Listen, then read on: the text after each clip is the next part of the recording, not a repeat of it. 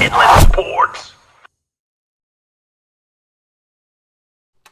Hey, what's up, guys? It's Pep Fernandez from the Inland Sports Show. Here we are, first round of the CIF Southern Section football playoffs, and we've got some really great games lined up in the first round as teams begin their march towards CIF Southern Section Championship. So, without further ado, let's take a look at some of the top games heading your way. We got a rematch from the Citrus Belt League. Citrus Valley and Cajon, first round, Division II. Here we go. The first time they met was 28-7 Cajon. That was just a couple weeks ago. Now we get the rematch, and it's always tough to beat a great team twice in one season. We'll see. I got a feeling this game is going to be a lot closer, but we'll see. We'll come Friday night in Division II. All right, Liberty and Elsinore. That game is in Division 8, and just proximity-wise, that should be a great game. Liberty from Winchester, Elsinore, of course, and two run-heavy teams in this matchup.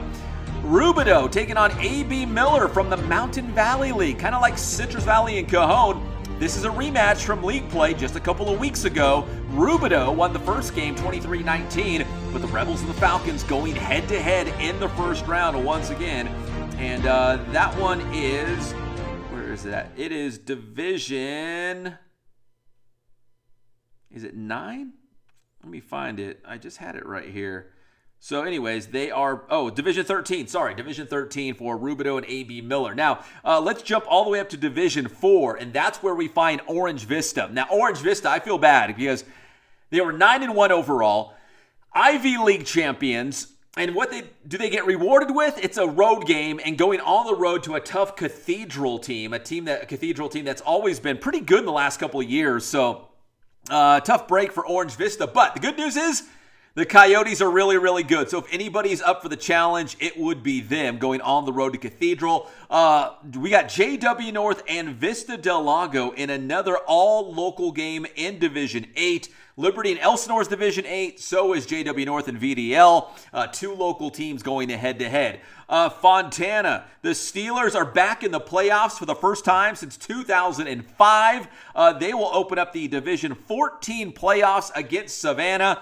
And rumor has it, Fontana actually scrimmaged against Savannah to start the season. Now they're going to see each other in the playoffs. One of these teams will continue. One of these teams will have their season end. And finally, Ukaipa. Dramatic win in the final week of the regular season to take third place in the Citrus Belt League. They will go on the road to Etiwanda to open up the first round of the playoffs, and that game is Division 5. So again, some great games coming your way. Speaking of Faux High, they beat Arroyo Valley 28-22 in the final week of the regular season, week number 10, to solidify their spot in the playoffs. So again, since 2005, my math says, was that 17 years? The Steelers are back in the playoffs, and they get a home game. So if you're a Faux High football fan, I encourage you to pack that place. Get out to Faux High, make that stadium loud, kind of rekindle some of that old Faux High magic, and we'll see if the Steelers can make a run in 14. We saw Rialto do it last year in 14. Why not Faux High this year, right? That would be a lot of fun if Fontana can make a great run in Division 14. All right, going back to, that was a great pick right there by the Steelers. All right, going back to Citrus Valley and Cajon in Division 2, a rematch from the CBL after that great touchdown, 6. Cajon, six straight CBL championships, 33 straight CBL wins. They beat Citrus Valley in the first matchup earlier this season, 28-7.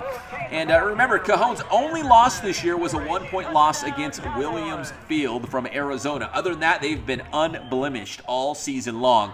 But tough to beat the same team twice in one season. So we'll see if they can do it. We'll see if Cajon can beat Citrus Valley twice in 1 year to advance in Division 2. And for Citrus Valley, remember, they had quite the run, kind of in the middle third of the season, beating some really good teams, including Norco. Their final game of the regular season was against Redlands, and they rolled past the Terriers in that game. Brockton Liam was doing Brockton Liam things, as was quarterback Hunter Herrera. So I got a feeling Cajon and Citrus Valley will be closer this time around. And again, hard to beat the same team twice in one season. But if there's a team that's up for the challenge, it would be Cajon. If there was a team that could maybe get a little payback, it would be Citrus Valley. That's what makes this game so intriguing, I think, going into it here in the first round in Division II.